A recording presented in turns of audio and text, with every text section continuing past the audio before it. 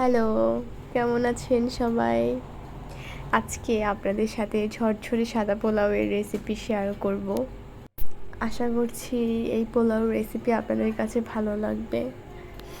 তো ঝরঝরে সাদা পোলাও রান্না করার জন্য আমি এখানে চিনি গুঁড়া চাল নিয়েছিলাম 2.5 কাপের মতো। এরপর চাউলগুলোকে ভালোভাবে ধুয়ে নিতে হবে যতক্ষণ পর্যন্ত না চাউলের সাদা পানিটা বের হয়ে ক্লিয়ার পানি আসছে ততক্ষণ পর্যন্ত। এরপর চাউল থেকে জল ছাড়ানোর জন্য আমি চাউলগুলোকে সাইডে রেখে দিলাম একটা সাঁচেতে করে।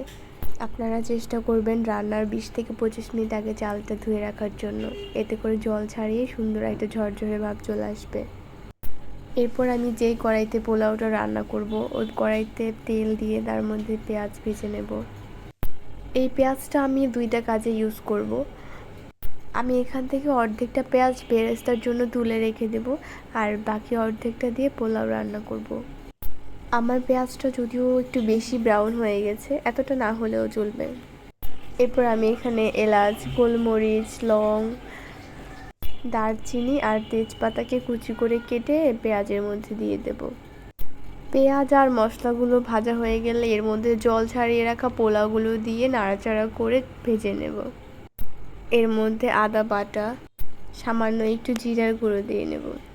এরপর আদা আর সামান্য জিরাটা পোলাওয়ের চালের সাথে ভালো করে মিক্স করে একটু ভেজে নেব যতক্ষণ পর্যন্ত না চালটার মধ্যে একটা টনটন শব্দ আসছে, অর্থাৎ চালটা যতক্ষণ পর্যন্ত ভাজা হচ্ছে ততক্ষণ পর্যন্ত নেড়ে যাব। এই যে যখন ভাজা হয়ে যাবে তখন আলাদা একটা কালার চলে আসবে। এই পর্যায়ে আমরা গরম জল দিয়ে দেব। আচ্ছা, এখানে পরিমাণটা সবথেকে বেশি ইম্পর্ট্যান্ট। আমি এখানে 2.5 কাপের মতো চাউল দিয়েছিলাম আর পানি দিয়েছিলাম 5 কাপের মতো। এরপর আমি এখানে গরুর দুধ দিয়েছিলাম, আপনারা চাইলে গুঁড়া দুধও দিতে পারেন।